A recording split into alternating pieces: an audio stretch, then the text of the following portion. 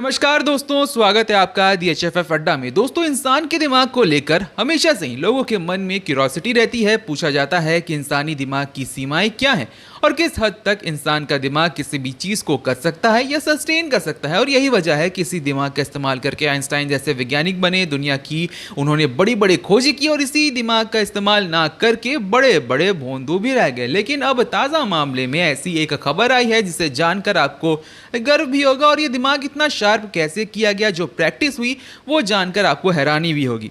दरअसल हैदराबाद के रहने वाले दिल्ली के सेंट स्टीफन कॉलेज में गणित के छात्र नीलकंठ भानु प्रकाश सुर्खियों में है और उससे भी ज्यादा चर्चा में उनकी प्रैक्टिस है। सबसे पहले आपको बताते हैं कि इन्होंने किया क्या है। नीलकंठ ने रिकॉर्ड तोड़ते हुए दुनिया के सबसे तेज ह्यूमन कैलकुलेटर का खिताब अपने नाम किया है। 20 साल के नीलकंठ ने हाल ही में लंदन में आयोजित माइंड स्पोर्ट्स ओलंपियाड में सबको हैरान करते हुए मानसिक गणना विश्व चैंपियनशिप में भारत के लिए पहला स्वर्ण पदक जीता है। आपको बता दें कि ऐसा उन्होंने 13 साल से 57 साल के उम्र तक के 29 प्रतियोगियों को पछाड़ते हुए किया। उनका कहना है कि मैंने 65 अंकों के स्पष्ट अंतर के साथ स्वर्ण पदक जीता। जज मेरी गति से सरप्राइज थे। उन्होंने मुझे अपनी सटीकता की पुष्टि करने के लिए अधिक गणना करने को कहा। द माइंड स्पोर्ट्स ओलंपियाड को UK, Germany, UAE, France, Greece और लेबनान के 30 प्रतियोगियों के साथ खेला गया। नीलकंठ ने आगे कहा कि मेरा नाम दुनिया में सबसे तेज मानव कैलकुलेटर होने के लिए 4 विश्व रिकॉर्ड और 50 लिम्का रिकॉर्ड में दर्ज है। अब आपको यहाँ लग रहा होगा कि नीलकंठ जन्म से ही मैथ्स के जीनियस रहे होंगे, लेकिन ऐसा नहीं है। बीबीसी के मुताबिक गणित के साथ उनके इस सफर की शुरुआत 5 साल की उम्र में हुई। तब उनके साथ एक दुर्घटना हो गई थी। उनके सर में चोट लगी और वो 1 साल के लिए बिस्तर पर रहे।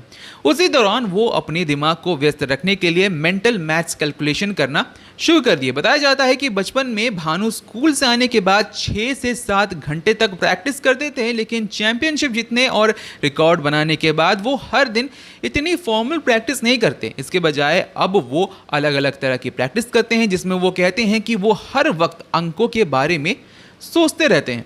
भानु बताते हैं कि वो तेज संगीत बजाकर प्रैक्टिस करते हैं। इस बीच लोगों से बात करना, मिलना जुलना, क्रिकेट खेलना भी वो करते हैं। उनके मुताबिक इससे आपका दिमाग एक वक्त में कई सारी चीजें एक साथ करने के लिए अभ्यस्त होता है। आगे नीलकंठ एक और दिलचस्प बात बताते हैं।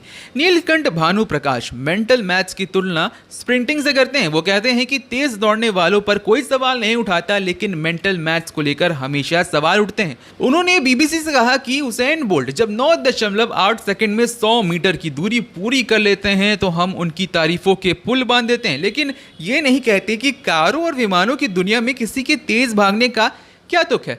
ये लोगों को प्रेरित करता है कि आपका शरीर कुछ अकल्पनीय कर सकता है और कैलकुलेशन और गणित के मामले में भी यही होता है। बहरहाल नीलकंठ की इन बातों पर आपकी क्या राय है, कमेंट सेक्शन में लिखकर बताएं। इस वीडियो को लाइक करें, शेयर करें। हमारे चैनल DHFF अड्डा को अगर आपने अब तक सब्सक्राइब नहीं किया है तो हमारे चैनल को सब्सक्राइब कर लें। इस वीडियो को यहाँ तक देखने के लिए आपका धन्यवाद। नमस्कार।